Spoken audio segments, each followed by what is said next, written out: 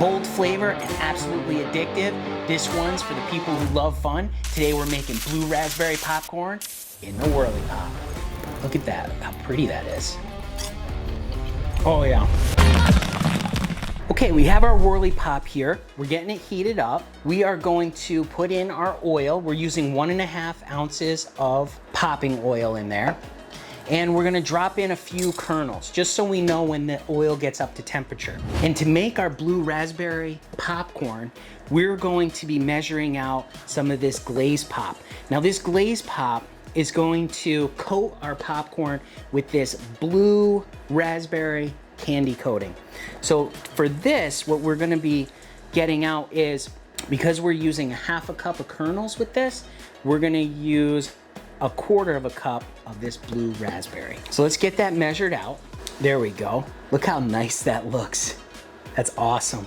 All right, we have that measured out. We're ready to go with that. These kernels that we have here are the mushroom variety kernels. They're gonna pop up nice and big and round. It's gonna be different than the butterfly kernels you'd get in like microwave popcorn or at the movie theater. These are much more round and a little more heartier than that kind of popcorn. Oh, I just heard a pop.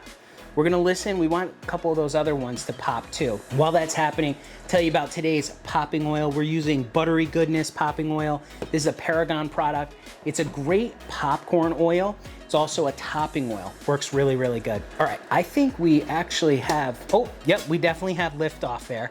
So what we're gonna do is we're gonna take our kernels, we're gonna add those right inside our Whirly Pop, and we're going to, at the same time, add in our glaze pop.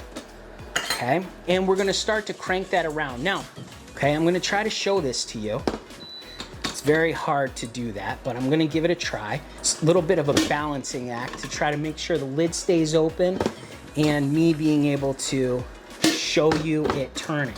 Let me try it one more time. There you go, you see in there, the turning, spinning around? That's what we want, okay? I just wanna make sure we have that still on. All right, there we go. And we're just cranking this around. And what's nice about this is basically like a theater style popcorn popper where you have that electric stirring motor that keeps turning around. This is just a hand cranked one. It works really great. This is a Whirly Pop. This is the stainless steel model. You can get the aluminum one. That one works just as good.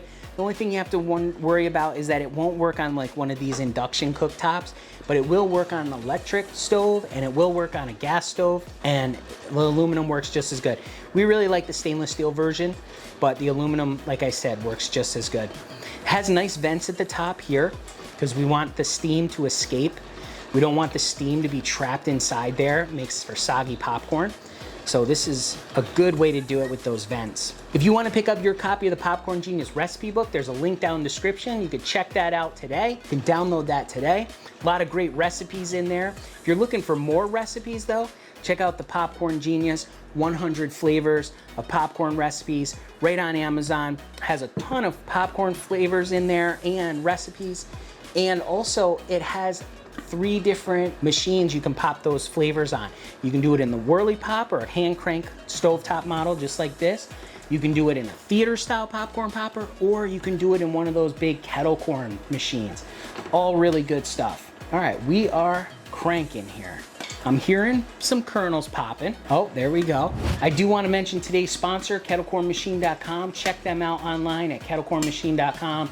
They have some great products, big kettles to pop kettle corn at farmers markets and fairs. We have an 80-quart popper ourselves. We absolutely love it. If you are interested in one of those, go to kettlecornmachine.com. Tell Destiny Popcorn Genius sent you. Oh yeah, we're really popping now. Now, as it starts to pop faster, I'm gonna start to crank it a little faster.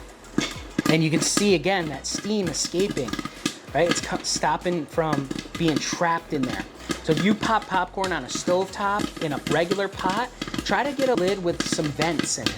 There we go, we are popping. All right, I think we're just about done. I hear it slowing down, maybe a little bit more. Let's see what else it's got. Yeah, I think we're good. We don't want it to stay on too long. We don't want it to burn. I'm gonna take that off, turn off our stove here. Let's open this up. Whoa, whoa, look at that. Look at that popcorn. Look at that color. How awesome is that? That is a nice, nice, nice candy coating on there. Let's take this off. Oh, it smells so good. It just smells like candy, like sweets. All right, I'm struggling a little bit here. Wow, look at that popcorn. I wish you could smell how good this smells. Oh, it smells so, so good. I love it. Okay, we have our blue raspberry popcorn here. This is candy coated blue raspberry. Let me get some pieces out of here so you can take a look at it. Ooh, you can hear the candy coating on that. The crunch. Look at that, how pretty that is. Looks so good. These are the mushroom variety kernels, like I mentioned. Popped up nice and big. Got a nice coating on it. Let's give it a taste. Oh yeah. Nice and sweet. You can hear that crunch, that candy coating, that glaze pop. Oh, look at this. Look how coated that one is. So good. Oh yeah. Taste that blue raspberry in there. What a great flavor to make right at home. Great in your WHIRLEYPOP. So good. Remember, in life and with popcorn, you just gotta get out there and get popping.